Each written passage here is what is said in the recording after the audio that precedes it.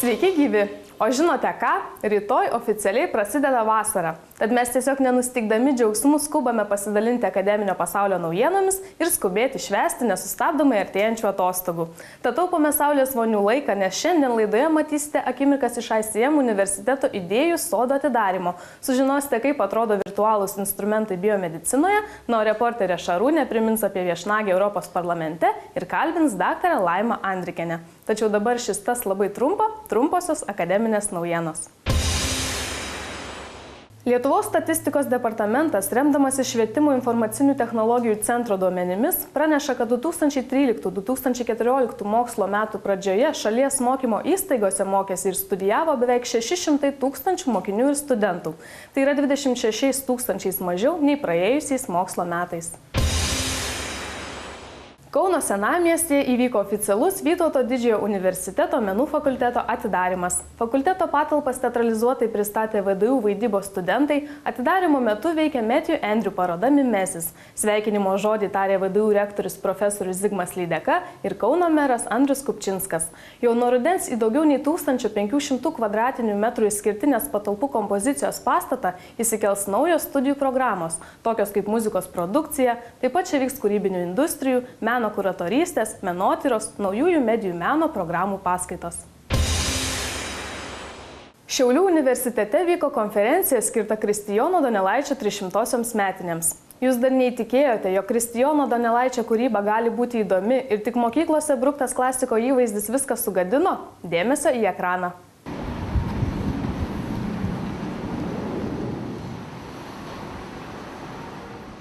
Pas mus vyksta 18 tarpdisciplininė tarptautinė konferencija skirta Kristijono Donelaičio 300 metų jubiliejui. Konferencija vadinasi Metų laikai ir kaip jau įprasta, visos šitos konferencijos būna apipintos didelė kultūrinė programa. Na ir štai mes ką tik esam renginyje, kuris ką tik įvyko, atidarėm dar vieną vardinę humanitarinio fakulteto auditoriją, būtent Kristijono Donelaičio auditoriją. Na, o tokių auditorijų pas mus labai daug, mes tą tradiciją turim ir ją puoselėjam. Tos auditorijos paprastai yra skiriamos žymiam žmogui ar kokiam nors žinomam reiškiniui įamžinti. Na ir taip stengiamės sukurti tokią tarsi prasmingesnę, dvasingesnę studijų aplinką. Literatūros istorijos ir teorijos katedros konferencija, kuri kiekvieną metą gegužės mėnesį vyksta, bet kiekvieną kartą ji turi kitą pavadinimą. Ir šiemet, žinoma, mes ieškojame tokios datos, kuri mums būtų labai aktuali. Ir tai, žinoma, yra Kristijono Donelaičio metai. Todėl literatūros katedra negalėjo nerengti tokios konferencijos. Ir štai pavadinome Metų laikai kultūroje, todėl kad Donelaičio metai, pirmas lietuvių grožinis kūrinys, kuris ir kalba apie metų laikus. Klaipėdos universitete kasmet vyksta tarptautinė mokslinė konferencija Virtualūs instrumentai biomedicinoje. Skamba kiek sudėtingai, ar ne? Na, mūsų reporteriai Gabrieliai tai pasirodė gana paprasta ir netgi įdomu. Klaipėdos universitete vyko konferencija Virtualūs instrumentai biomedicinoje. Konferencijos metu buvo pristatomi įvairūs pranešimai apie mokslo ir studijų institucijose kuriamą, diegiamą bei naudojamą kompiuterinę įrangą diagnostikoje ir gydyme. Šio susibūrimo organizatorius profesorius daktaras Arvydas Martinkėnas tikino, kad į konferenciją buvo kviesti bioinžinieriai, biofizikai, gydytojai, mokslininkai bei studentai iš įvairių universitetų.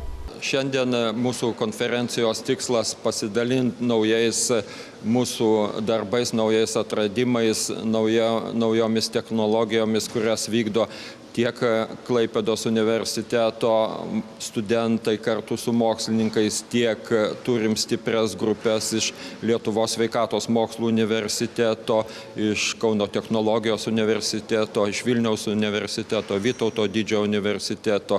Kadangi mūsų konferencija yra skirta daugiau jaunųjų mokslininkų ugdymui, jų darbų pristatymui, jų gebėjimų, pažinimo, supratimo, ugdymui, vystymui, taip kad pagrinde dominuos ir jaunųjų mokslininkų darbai. Profesorius daktaras Arvydas Martinkėnas sakė, kad konferencija itin svarbi inžinerijos mokslų vystymuisi.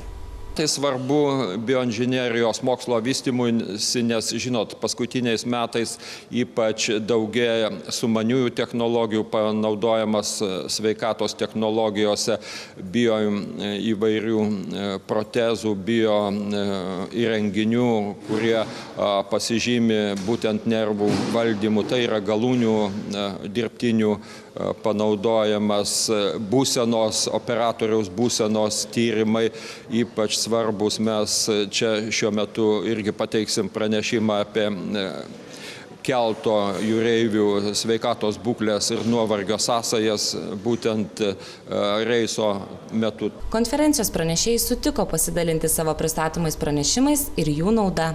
Pristatinėsiu tekstiliniais elektrodais užregistruotų signalų kokybę. Tai būtent, kas yra aktualu, tai kad tekstiliniais elektrodais būtent užregistruoti šie signalai pasižymi judesio bei kitomis triukšmo dedamosiomis. Todėl yra aktualu, norint, tarkim, apskaičiuoti širdies ritmą, kad būtų tame signale matytųsi aiškiai R danteliai. Todėl tas metodas tiesiog išskiria tuos signalo dalis, intervalus, kuriuose dar galima aptikti tuos R dantelius. Šiandien pristatinėju naują metodą nustatinėti pulsinės bangos sklidimo greitį. Tiksliau apskaičiuoti laiką, kaip greitai jinai juda mūsų aorta, dėl to, kad tai yra labai svarbu, norint žinoti apie kraujagyslių ir širdies ligų vystymąsi, taip pat inkstų ligų vystymąsi. Ir norim šitą metodą pritaikyti paprastam, kasdieniam žmonių naudojimui, todėl kad tai svarbu matuoti ir žinoti kiekvieną dieną. Aš pristatinėsiu mokslinį darbą, kurio esmė yra palyginti ekspertinio ir automatinio metodo vertinimą histologinių preparatų, todėl kad šiuo metu medicinos praktikoje yra labai dažnai susidurima su biopsijų ėmimu ir kad palengvinti gydytojų darbą yra kuriama programa, kuri automatiškai įvertins, ar tai yra uždegimas ar nėra. Aš pristatinėsiu šiandieną inovatyvų, portatyvinį sukurtą aparatuką, su kuriuo mes fiksuojam centrinį kraujo spaudimą, tai reiškia pulsinę bangą miego arterijų. Šiai dienai yra naudojami įvairūs piezoelektriniai kristalai, tie aparatai ir tos metodikos yra gan brangios, bet aš pasirinkau vieną paprasčiausių sensorių, kurio kaina principė ten gal 20 litų ir jį pritaikiau ir jisai visiškai tenkina mūsų lūkesčius. Tarptautinėje mokslinėje praktinėje konferencijoje Virtualūs instrumentai biomedicinoje skaityti įvairios tematikos pranešimai. Pastarųjų tikslas pristatyti mokslininkams ir visuomeniai tobulėjančias technologijas. Jei nuoširdžiai ir atidžiai žiūrėdavote visas Universitetai LT laidas, tikriausiai pamenate, kaip Ieva ir Šarūnė lankėsi Briuselyje. Nu, jei ne, tai priminsime, nes vos už keleto minučių išvysite interviu su daktare Laima Liucija Andrikiene. Išvykoje į Europos parlamentą laidos Universitetai LT kūrybinę komandą kalbino europarlamentarė daktarė Laima Andrikienė. Oficialiais duomenimis ji yra laikoma aktyviausia ir rezultatyviausia Lietuvos atstove Europos parlamente. Su parlamentare buvo aptartos ne tik politikų Briuselyje nagrinėjamos temos, bet ir akademinės problemos. Daktarė Laima Andrikienė Lietuvos aukštąsias mokyklas laiko bendrosios kultūros dalimi. Ji tikina, kad kultūros vystymas ir turi būti jų tikslas. Todėl aš manau, kad Lietuvos universitetai, aukštosios mokyklos turi misiją. Ir toji misija yra, bet ir kurti tą kultūrą, europinę kultūrą, galim ją vadinti, kuri yra pasaulinės kultūros dalis. Kalbėdama apie Europos parlamento darbą, jau antrą kadenciją einanti parlamentarė pripažįsta tikinti, kad parlamento veiklos rezultatai pasiekia kiekvieną ES pilietį, tačiau ne kiekvienas žmogus aiškiai tai suvokia. Manau, kad ES piliečiai jaučia tos rezultatus. Jie gali jiems patikti arba nepatikti, jie gali kartais būti nuvilintys, bet jie juos jaučia. Aš tik tai galvoju, kad ar Lietuvoje žmonės žino, kad sprendimai, kurie čia priimami, tiesiogiai veikia juos ir jų gyvenimą. Jie turi tą suvokti. Aš manau, kad daugelis dar to nesupranta. Briuselis atrodo kažkur toli, Europos parlamentas kažkur toli ir kad viską daro Lietuvos Seimas toli gražu, naip tol taip jau nėra. Parlamento narė ES laiko ne tik politinę ir ekonominę sąjungą, bet ir vertybių sąjungą. Paklausta, ar Europos parlamente aptariamos tolerancijos problemos nenutolsta nuo tradicinių vertybių, parlamentarė teigia, kad tokios problemos nėra įteiktos ES, o nuomonių esti įvairių. Aš manau, kad tikrai nėra taip, kad blogybės, blogos mados, blogi įpročiai ateina iš ES. Nieko Lietuvoje nereikia importuoti. Visa tai yra Lietuvoje. Ir juoda, ir balta, ir gera, ir bloga. Yra abortų šalininkų ir yra abortų priešininkų. Yra sakykime, žmonių, kurie iš tiesų pripažįsta ir suvokia iki galo, kas tai yra žmogaus orumas, kas tai yra pagarba žmogaus gyvybei. Daktarė Laima Andrikienė ateityje gyvenimą ES įsivaizduoja daug lengvesnį, tačiau iškėlusi klausimą, ar nuo to žmonės bus laimingesni, atsakymo neranda. Parlamentarės manymų, po 30 metų tokios ES, kokią dabar įsivaizduojame, gali net nebūti. Vakarų ekspresas. Vienintelis tikrai klaipėdietiškas.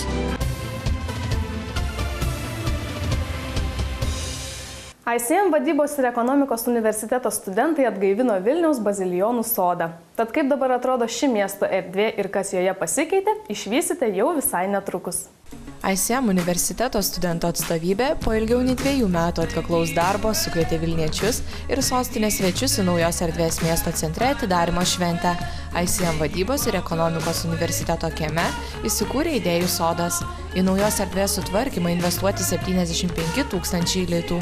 Sode atnaujinta aplinka, pasodinta 12 medžių, 50 alyvų, suformuotos gyvatvorės, sukurta jauki ir harmoninga erdvė. Išdėstyta 13 suoliukų su įkvepiančiomis citatomis, palinkėjimais.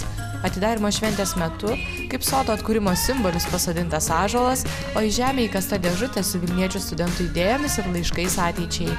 Idėjų sodas tai ne tik rekreacinė vieta, bet ir erdvė vertingiems pokalbiams ir susitikimams, meditacijai ir kūrybiškoms idėjoms gimti. Tikriausiai Lietuvoje nėra nei vieno studento ar dėstytojo, kuris nežinotų, kokiame mieste saulės daugiausia. Taip, jūs visiškai teisūs, Šiauliai pelnytai tituluojami saulės miestu. Tikriausiai dėl šios priežasties ten vyko festivalis Po saulę. Nuo ką galima veikti po saulę ir kaip jie džiaugiasi Šiaulių miesto studentai, reportaže. 2, 3. Sveiki! Mes esam grupė Draugės. Ir geriausių draugų šūkis – geriausios draugės. Mes esam. Ir mes norime pagirti festivalį Pasaulė 1 punktu. Pirmas punktas. Festivalis Pasaulė yra labai geras tom, kad čia susipažįstam su kauniečiais. 2 punktas. Labai geras, nes jisai yra. 3 punktas. Nes yra tarptautinis ir mes turime amerikiečių šamahos. Pasaulio. 5. Ir čia nėra lietaus. Ir 6. Mes pasakysime geriausių draugių šūkį. 1, 2, 3. Geriausios draugės po saulę! Visas festivalis tai yra tikros kūrybinės dirbtuvės studentam, tikras kūrybiniai ieškojimai ir festivalio tikslas – bendravimas, kūrybiniai ieškojimai, žiūrėjimai, kritikavimai ir taip toliau. Na, jis ypatingas šiemet tuo, kad didžiausias galbūt akcentas yra skirtas draugystei, bendradarbiavimui su Nebraskos universiteto Omahoje teatro katedra. This time with some of my students here who are going to perform today, I asked them if they wanted to lead some parts of the workshop. So Julia Hinson, who's the director of the play, she's adjunct faculty at my university, led early warm-up exercises with them, and some of the other students did theater games with them, which comes out of the Forum Theater, Augusta Boal's work in the community. And it's a way to get the community actively involved in theater, not as a profession, but as a way to solve social problems. And then I moved towards character. How do we create a character, and how do we physicalize that? Dėl nuo to, kad mes paprasčiausiai vaikščiojame ir jisai mums pasakojo, kaip mes, kas yra, ar tai saulėta diena, ką mes nešame ant galvos ar ant pečių. Čia jau technikas paskui. Betarpiškas, šiltas bendravimas, labai geras žmogus, labai tikrai norisi atsivert, suteikia laukų, galimybių. Pozityvumas sklinda iš jo labai. A brand new play from America, and it is very much about American culture. It's about video games and a community of parents and children, and the children start playing this video game and they get so wrapped up in it, they sort of, the digital world and the real world start to blend together, and it becomes sort of a scary place. It's got zombies in it too. We're really excited for this performance.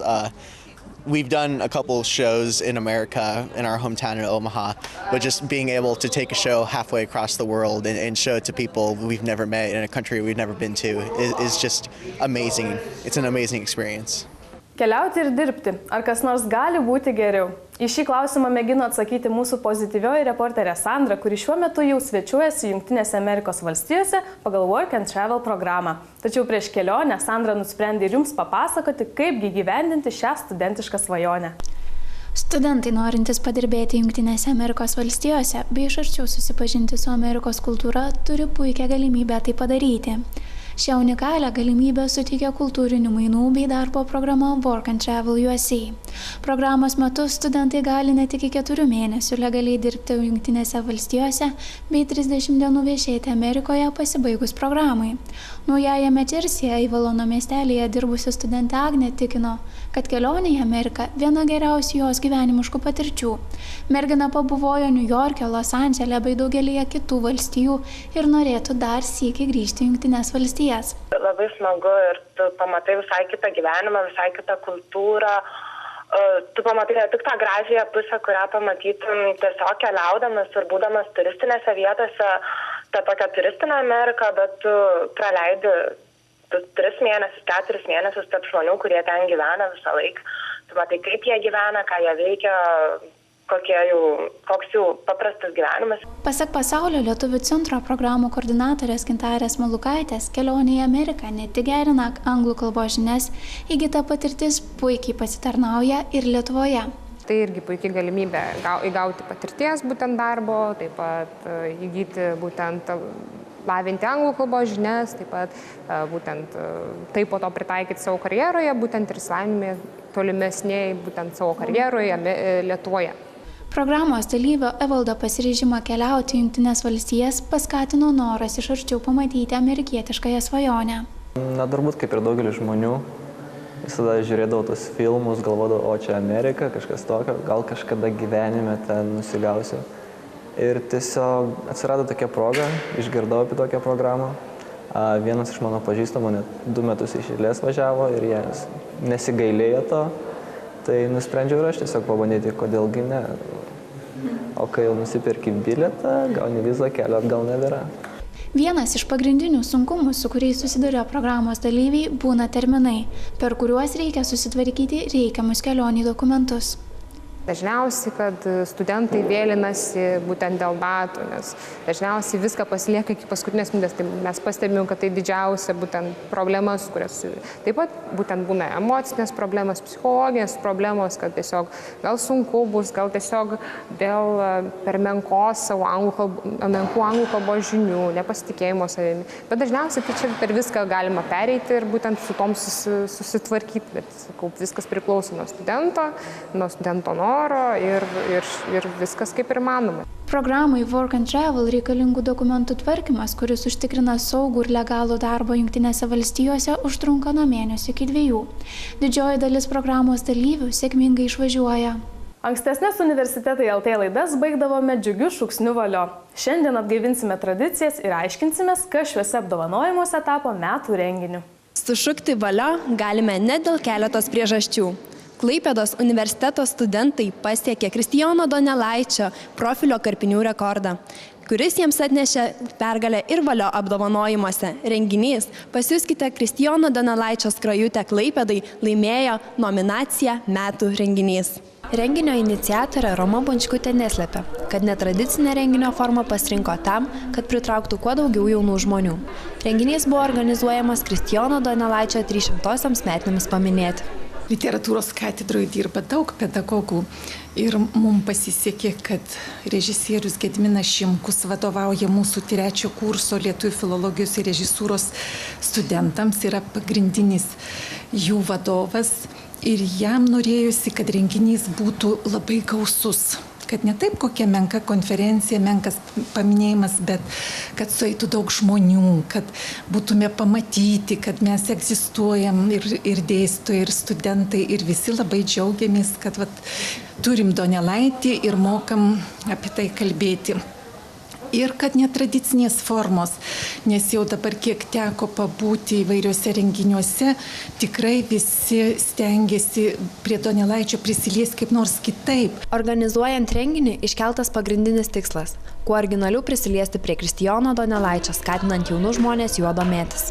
Tai man atrodo, kad mes pataikėm, kad reikia ieškoti naujų formų. Ir kai dabar vyksta Lietuvoje ir maistas pagal Donelaitį, visi vaišinasi ir kalbasi kartu. Ir aš manau, kad tos naujos formos geriausiai padeda grįžti, nes mus skiria labai didelis metų tarpas. Jaunas žmogus to teksto išsigąsta, jam nežinoma leksika, nesuprantamos realijos, nežinomi daiktai. O čia va taip tarsi pažaidži, bet iš tikrųjų tu išgirsti ir kažką reikšmingo, nes mes kalbėjom apie Donelaitį, kol jie kirpo, mes kalbėjom, pristatėm. Renginio metu pagaminti 1062 lankstinukai. Šis skaičius lėmė ir naują karpinių rekordą. Tad Kristijono Donelaičio metinės buvo paminėtos ne tik informatyviai, bet ir žaismingai.